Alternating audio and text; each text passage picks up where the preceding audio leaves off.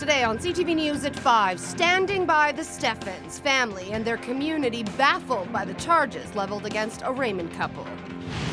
Not again for the 12th time, yes, an even dozen. The Philgasses are dealing with a vehicle crashing into their property. Also keeping the community hub up and running with pie.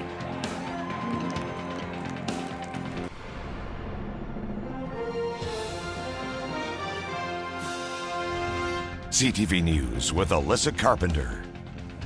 Good afternoon. The questions continue. Why have a mother and father been charged with failing to provide the necessities of life for their baby boy? Family of 19-month-old Zeke Steffen, who died last March, say Alberta Health Services is to blame, and now wonder if Zeke's parents have been singled out because of a belief in herbal medicine. Terry Vogt traveled to Raymond, where the community seems to be standing by the family. In this small, tightly knit community, those who know David and Colette Steffen shared in the family's grief last March. Many say they can't believe the couple wouldn't do everything in their power to save their little boy. What was the first thing that went through your mind? That any parent can be charged for anything because they are some of the best parents I've ever met. Even those who don't know the couple are seeking answers. Some who wonder what it means for parents who have a sick child but don't think it's serious enough to visit a doctor or the emergency department. My initial thoughts is, every parent does the best that they can. And, you don't take your kid in for every little fever or every little rash or splinter. I agree people should be charged if they're neglecting their kids. But I really don't know the whole story in this. Personally, I don't know them. It all comes down to what exactly happened there. The fact that the Steffen family is associated with the controversial supplement company True Hope has led to speculation that the parents may have used natural remedies to treat their child and choosing not to seek medical help. David's brother Brad says that's not what their family is about. Myself, in the last month, I've had 5 rounds of antibiotics go through my house. I have 6 kids, and with the flu season, they've been getting the flu, immune systems have been compromised, and a bacterial infection has gone through the house, So it's not like what we do is any different from anyone else. Members of the Steffen family say just because they're involved with a company that sells vitamins and supplements doesn't mean they're opposed to medicine or doctors. Terry Vogt, CTV News, Raymond. And David Steffen are each charged with failing to provide the necessities of life and will appear in court in May.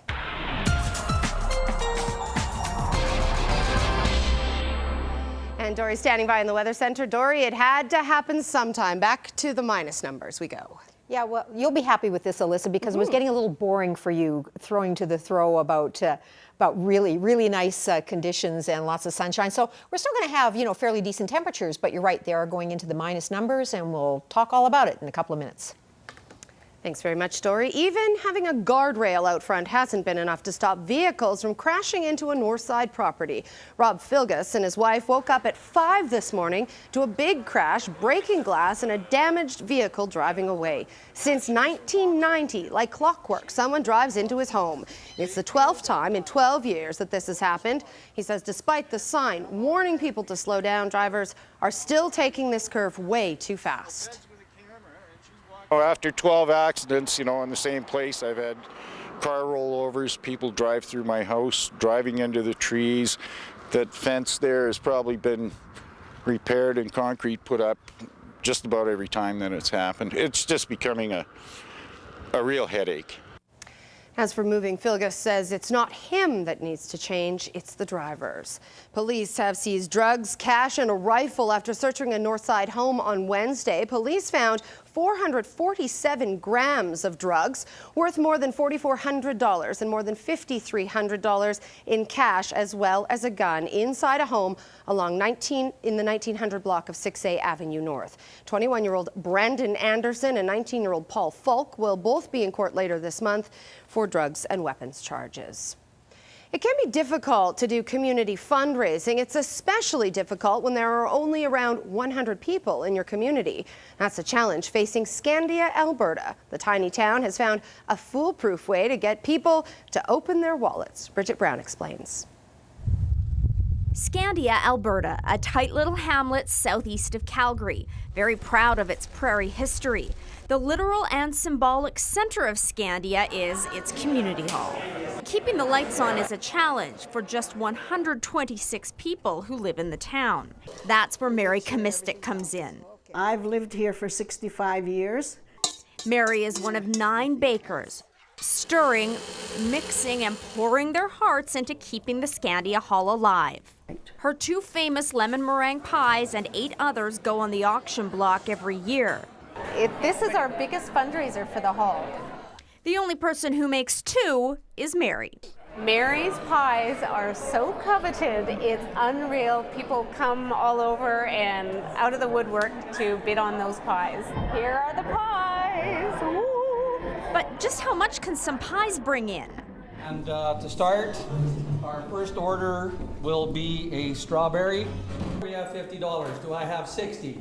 60, yep. 65, 135! Almost every home-baked concoction goes for more than $100, but Mary's can only be described as a phenomenon. We noticed that the last few years they've gone for a little more than the others. 300, 310, 320, 330. Come on, 500! 510. That's $580 for the one, $400 for the other, with Warren Johnson as the high bidder. At a time when fewer and fewer of us even know our neighbors, Scandia shows building a community is as easy as, well, pie. Bridget Brown, CTV News, Calgary.